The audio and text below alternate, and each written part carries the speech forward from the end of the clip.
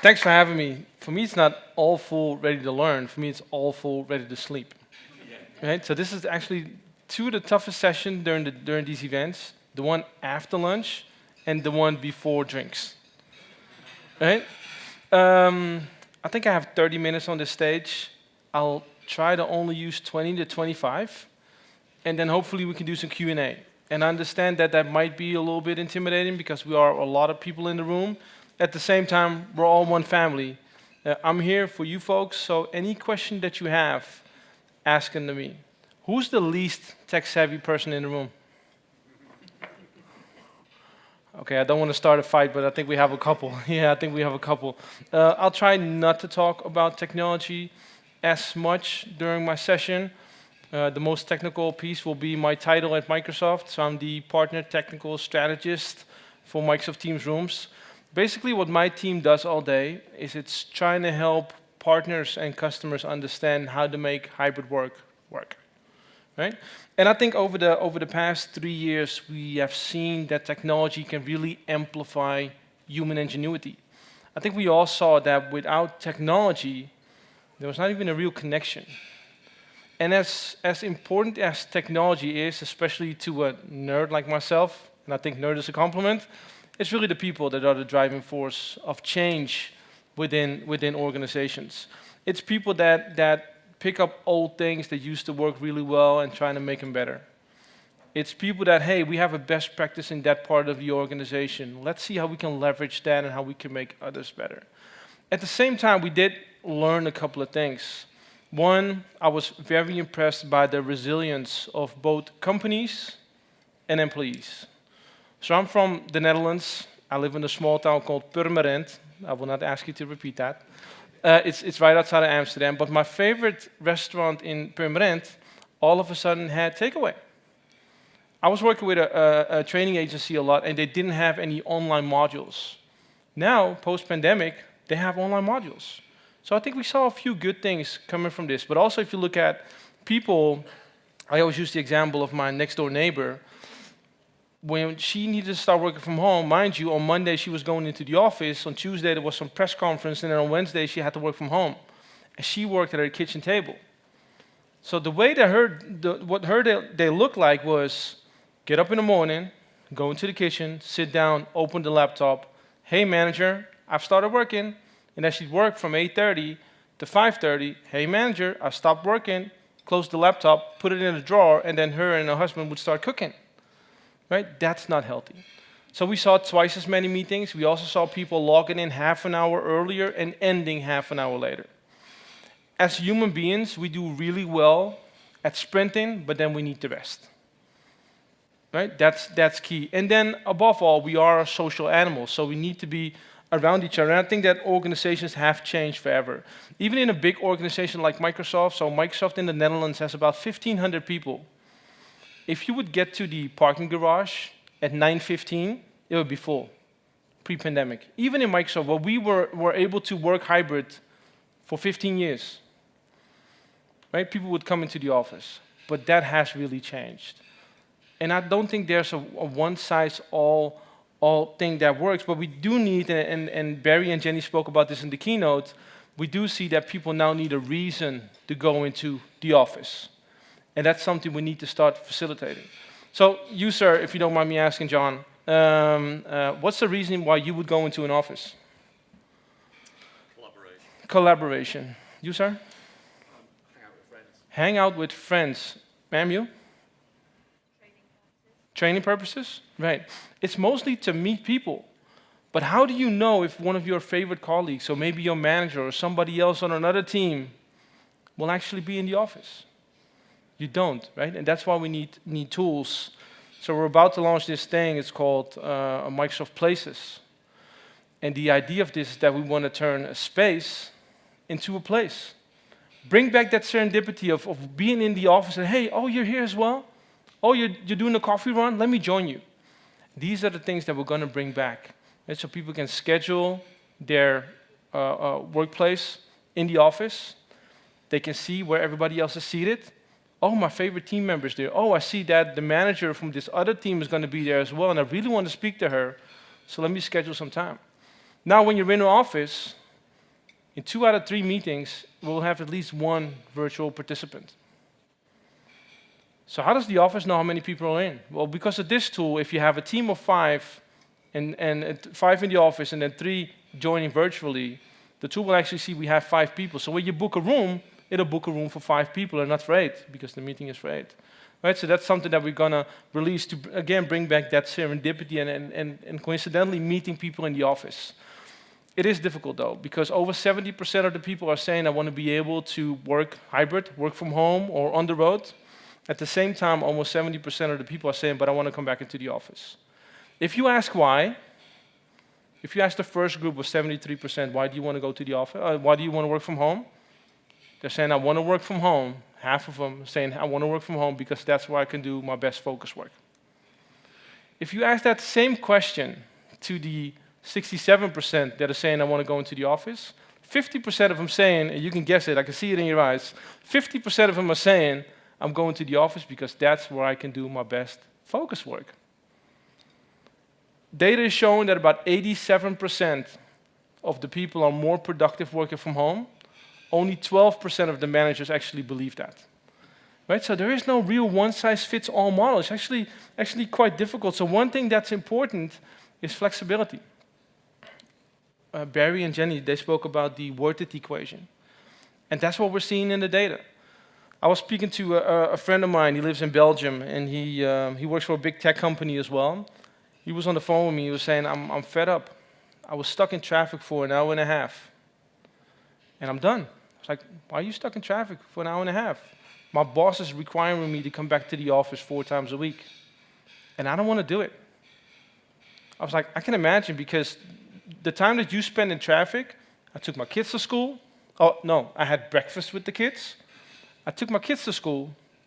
My inbox is at 0, which is a thing I like to do, at 0, and I've prepared for this event where I'm speaking at in Bristol, while you were stuck in traffic. He's like, you're right, I'm done. He had been with that company for 8 years. Now he's saying, I'm leaving, because he doesn't get the freedom and flexibility to choose when and where he wants to work. Now this guy is about my age. I'm 42. You might not be able to tell because of the baby face, maybe because of the belly, but not the baby face. Right? And don't laugh about that. I had somebody in that room as well, but I made a joke about my belly and they started laughing. It was really painful. But then I came here and then I heard the great talk about looking at the elephant, and so. So you need to offer that flexibility, especially the younger generation is saying, we're not even going back to the office. We don't want to. At least we don't want to be forced to go back to the office. So if you as a company don't offer the flexibility to the employees, you're going to lose talent and not get the right talent in. And so you have to start making these changes. Then when we speak about meetings, and I need to speed up a little bit, meetings is difficult as well, because pre-pandemic, when you were in the office, you always had one up on somebody that was dialing in virtually. If you were dialing in virtually and you were lucky, somebody would have a speaker puck. We call them pancakes at the office. A speaker puck sitting on the table so you could at least listen in. And then if you were super lucky, somebody would turn their laptop around and you could look at the camera and kind of see what was happening in the room, or maybe there was a camera mounted on top of the display, so you kind of felt like you were a drone above the crowd that was in the office, right? And people are laughing, so the I see you nodding as well in the back. That's not the best experience. And then we all started working from home, and all of a sudden we had created that level playing field. Now that's something that we need to bring back, again, knowing that 2 out of 3 meetings will have at least one virtual participant. The things that we need to achieve comes in 3. 1, it's hear and be heard. Audio needs to be solid. That's important. I was speaking at a conference that had terrible projectors, but the audio was crisp. So they got away with okay audio, right? So the video can be a little bit less crisp. At the same time, when there is video, it doesn't need to be just video, and I'll explain that a little bit when I have a small video here. It needs to be inclusive, so you need to feel like you are part of the session that you are actually in. That's the see and be seen part. And then the third part is the collaboration. Now you've seen that when the team showed you Microsoft Teams and all the extra features that are coming. I'll show a couple in a bit. Right, but that's the third pillar. And those 3 combined, those make sure that you have inclusive and immersive meetings. Now, we just released this new layout in Microsoft Teams Rooms, which is the meeting part of Microsoft Teams for the meeting room, for those that are the least technical people in the room. I didn't forget about you. And what we did here is we moved the video to the bottom. Anybody know why? You don't count. To be closer to the eye line. Yes, yes, so it's eye gaze, that's super important. When you go home tonight, or tomorrow, or whenever you go home, and you turn on your favorite Netflix series or movie, whatever you watch, when the director wants you to be part of the scene and feel the emotion, they always film you at high level. If they want you to be a spectator of a scene, they'll film you from above or afar. Okay, let's go five slides back, look at your own meeting room, and then look at that camera that's on top of the display, drone. Right? You're not a participant of the meeting, you're a spectator. You need to make sure that everybody's a participant in that meeting. So that's why eye gaze is that important. Another thing that we're going to be introducing is the concept of spatial audio. If Megan in the back would now drop a glass, don't do it, would drop a glass, we would all look back and see what's happening over there. That's how our brains are wired. In meetings, the audio is always coming from the middle, but somebody on the left might be speaking. So what we're going to be adding is when somebody from the left, and this is my left, by the way, when somebody from the left is speaking, the audio will come from the left as well. Again, making it more natural for our brain, right? And easier on our brain to be part of these meetings. Another thing, so let's say you're dialing in virtually and 6 people or 7 people are sitting in a room and they're having a conversation amongst each other, you always feel left out. New 360 cameras will make sure that you can see everybody and look them in the face, and they'll all have their own little video stream. Right? Again, to create that more immersive and inclusive type of meeting. And then the other part is think about your meeting rooms. We're getting a lot of requests for these type of meeting rooms with round tables. Right? We call them guitar pick-shaped tables, the thing you play guitar with. We're seeing a lot of requests for that. And the reason why is this, again, eye gaze. So you have a feeling you're all in a circle with each other. You can see it here in the image behind me. In a circle with each other. There's one high table in the back of the room as well. Does anybody know what the function of a high table is in a room? And the people that were with me in the other session, they can't answer. But does anybody know what the purpose is of a high table in a meeting room? I love the interaction. It's amazing. High table means the oxygen, both the oxygen and the blood flows through your body differently. It's more difficult to focus for a longer time. So when you have a meeting room with high tables, it's for short meetings. So people make a decision quicker. Right? So when we speak about in a bit about meeting culture, think about that. Also, when somebody comes into a meeting late, it takes about 6 minutes for everybody to focus back on what's happening in the meeting. Now, if somebody comes in, they can actually scooch in and sit at that little high table and wait for the right moment to become part of that meeting. Right? So I see 2 gentlemen here sitting on their laptops. 3, actually. That's fine. There might be something important coming up. Now, in this room, that's okay, but if that would happen in a meeting where you're with 7 people around a meeting table, it would actually disrupt the whole meeting. So now you can step out, sit at that high table, answer the important email or message on your laptop or phone, and then once you're done, you find the right moment to scooch back into that meeting. So those are the concepts you can think about when you look at your meeting rooms. And it might feel, I think this is an amazing quote from Jared Spataro, it might feel counterintuitive, but design your offices not for the people who are there, but design them for the people who are not there. That's key. The role of the office is changing. It's not a place to work, which sounds weird. It's a place to meet people. It's to feed that social animal. It's for, I think you said, training, right? It's training, brainstorming, innovation, right? Those are the things that you can do in the office. Just working behind the laptop. If you spend more than 75% of your day behind the laptop, you don't really have to go into the office. You can do that from home. So the office gets a different function instead of just a place to work. When we talk about meetings, please, please, please stop the meeting madness today. Who has ever been in a meeting where afterwards they felt like, this wasn't really worth my time? Everybody that's not raising their hand is lying, right? Yep, stop the meeting madness. We have this thing in our culture at Microsoft. If there's no agenda and we cannot add anything to the meeting or take anything from the meeting, it's perfectly fine to say, I'm not joining. You'll soon have an option in Outlook which will say, I'm not joining, but I will follow the meeting. So you can look at it later. Right? But stop the meeting madness. It can be a simple message. So what we're going to be introducing soon is the introduction of video clip. So you can record a small video. So just imagine being a manager of a virtual team. And I did this on Monday with my team. Say, hey team, hope you had an amazing weekend. Cannot wait to speak to you later in the week. Have an amazing week. I'll be out to Bristol. I know Rob, you're going to Spain. Enjoy Spain. Have a great time. Right? That's how I do these things with my team. I still meet them, right? But then a quick message, especially in video. I know Jenny spoke about, is she in the room? I don't think so. Jenny spoke about the nonverbal. This is the ideal way to make sure that people also get the nonverbal part of whatever you're trying to tell in video messages. When you think about meetings, don't think of them as a single event. Think about them as a life cycle. It's before the meeting, it's during the meeting, and it's after the meeting. So when you are before a meeting, why not share the agenda? Right? Share the agenda, and we're going to be introducing something, and I won't bore you with all the terms. But we'll introduce something that will update that meeting agenda in whatever app you prefer to work in, whether that's Outlook, OneNote, Teams.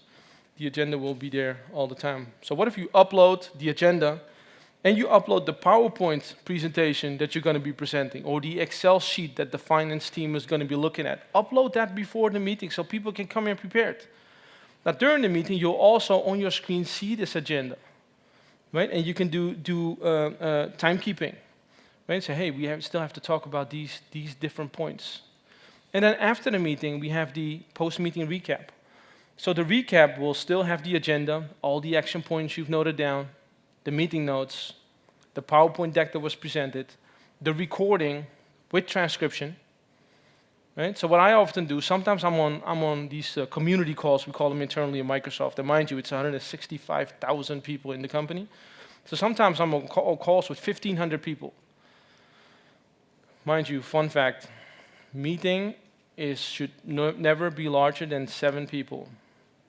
If you're on meetings with more people more often. No, I think it's a big jump from 7 to 15. Oh, yeah. So the next step is going to be even more funny. 7 people. Every extra person you add decreases the productivity of the meeting and the effectivity of the meeting by 10%. Right? 1,500, 7. Yeah. So I don't go to those meetings. I watch them afterwards. And when they talk about Teams and Teams rooms and Teams adoption, that's when I jump in. I don't have to listen to all the Azure or Dynamics or CRM, whatever stuff. It's not important to me. I only look at the part that is important to me. And that's where you can use the meeting recap. And that really helps asynchronous collaboration, right? Think more about how can we work async. Again, if you look at people's personal preferences. So I got 4 kids. My wife and I, we have 4 children. So I take my kids to school every morning. Somebody want to clap? What was the bottle? I thought you were clapping. Shit. I take my kids to school every morning. It's important to me. I have breakfast with them. I take them to school. I do not work before 9:15. One of my peers doesn't have any children, doesn't have a partner. He likes to start working at 6 and then stop at 2 or 3. That's what works for him. So he starts working on something at 6. I pick up where he left off at 9:15. Right? So think more about asynchronous collaboration in Teams. So don't we love meetings anymore? We do. But think about what they are best fit for. And those are the things that I just mentioned. It's brainstorming. It's decision making. So come up with whatever information people need, send it to them. And then when you get to the meeting, that's when you make a decision on that piece of information that you've shared. Do not spend hours and hours and hours talking about, well, this is the information, and here's the PowerPoint deck, and look at it, and here's the Word file. No. Send that beforehand. Make sure people come to meetings prepared. It's a culture change, and it might be difficult. But use meetings for decision-making, problem-solving, and team building. A couple of things. Shorter meetings. If you would schedule a meeting with me today, the meeting would always be 20 minutes. And people might say 20 minutes, that's it. 20 minutes is perfectly fine. You can give me the information I need beforehand and then talk a little bit about it, and then we'll make a decision, and then we move forward. And then Barry was saying, yeah, but now I don't do 6 meetings a day, I do 15 meetings a day. I still do 6. But those 10 extra minutes, or maybe those 40 extra minutes, I spend on something that actually energizes me more. Right? I use that for well-being. I step outside my little gotten out of hand home office, right, to spend some time with the dog, or walk the dog, or run some errands, right, or spend some time on something else.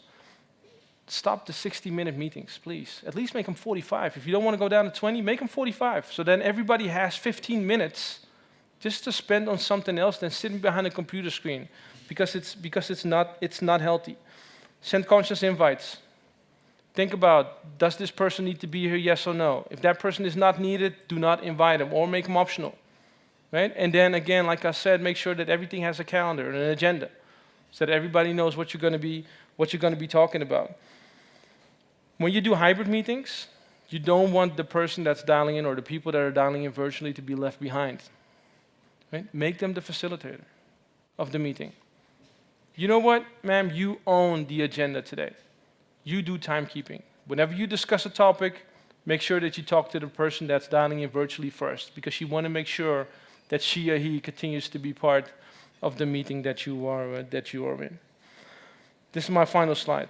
We need to shift from the fear of missing out to the joy of missing out. So we're going from FOMO to YOMO. Thank you.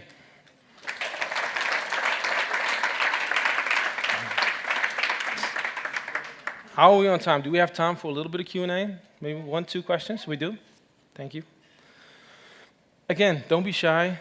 One big family. There are no stupid questions, at least not that many. Sir? One of the problems I have with meetings is that you often have only one person talking at a time, which is not natural in a room. You often have conversations.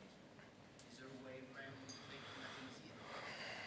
So the problem there in virtual meetings, the problem was Teams, which sounds weird because of the Microsoft guy, but the problem was Teams, because it would cut the audio and people wouldn't be able to hear each other anymore. We're changing that. I think it was just released, so it's going to be easier to speak over each other. At the same time, it's also, I like the back and forth stuff, but it also has something to do with manners, right? And it's also embedded in culture. Like the raise hand, it feels kind of childish, like we're back in school, but actually the raise hand is actually pretty polite, right? When I interrupt somebody that might, I interrupt people a lot, by the way, but and it's not nice, right? So raise hand. And then when you do a hybrid meeting, use that raise hand function in Teams as well. So make that equal for everyone. So simple solution, we're going to make it easier. You're going to be able to speak over each other in Teams. Teams was the issue. That's fixed. But then I think the bigger picture is, let's make sure everybody gets to finish their sentences before somebody else jumps in. Because what we often forget when we talk about diversity and inclusion, not everybody's always willing to speak. And some people might be either offended or intimidated by somebody in the room that speaks up a lot more than the other, right? So I think we need to make sure that everybody gets the opportunity to speak up, even if they might be a little bit more insecure about that. Make sense? Yeah. Sure. Camera on versus camera off today. How does Microsoft kind of track that? For us, it's especially in this part of the world. So my team is responsible for EMEA. EMEA, it's a little bit different. In Asia, it's a lot different. But with us, it's always camera on. The thing that might change that a little bit is Microsoft Mesh, which is avatars. So we're going to be releasing the option to be in a meeting as an avatar, which is a cartoon-like reflection of yourself. If you go out to the Neat booth, Graham has something set up where you can see his avatar. Right? That's kind of the middle ground between video on and video off. And at first, when I saw it, so I've been playing around with that for, I think, about 3-4 months. When I first saw it, I was like, really? Avatars? Me as a cartoon? Right? And then the first time you're in a meeting as an avatar, people are like, oh, cool, that's your avatar? Again, that's why I made the belly joke in the other room. Oh, you look a lot thinner in your avatar than you look in real life. And again, don't laugh. So at first it's a little bit awkward, but then soon you'll see. And also back to those community calls. Again, big organizations, sometimes I have to be on meetings outside of my time zone. I'm already in my pajamas, right? I don't want people to look at me while I'm sitting there in my pajamas, so I turn on the avatar. So the avatar, and for now, it kind of moves around so it feels natural. You can have gestures, so if you want to clap or nod or raise your hand, you can do all that. And then in the future, your camera will be able to track your own movement, right? So if you want to raise your hand, you raise your hand, the avatar raises your hand. I think we should respect people's privacy. At the same time, if you ask my personal opinion, one thing I like about the camera is that I now have more of a feeling of what's happening in people's personal life. Right? I found out that one of my peers has a parrot, and that parrot is very annoying. She flies in every day to be part of those meetings and scream near the camera. That's what the parrot likes to do. But that's the stuff that I like. Right? My dog walking in, and you have a cat, you have kids. That's more of a personal connection, which feels weird because we all said we want to go back to the office because we want that personal connection. Right? So I like the camera off. At the same time, if somebody doesn't want to have their camera on, yeah, it's perfectly fine. Or use background blur. Use background blur if you don't want to show your background. That's fine. Makes sense? Yeah. Maybe one more? I'm looking at Megan because she's the timekeeper of everything. And Anthony's ready to jump in. Can we have one more? No? Okay. Thank you so much. Have a great day.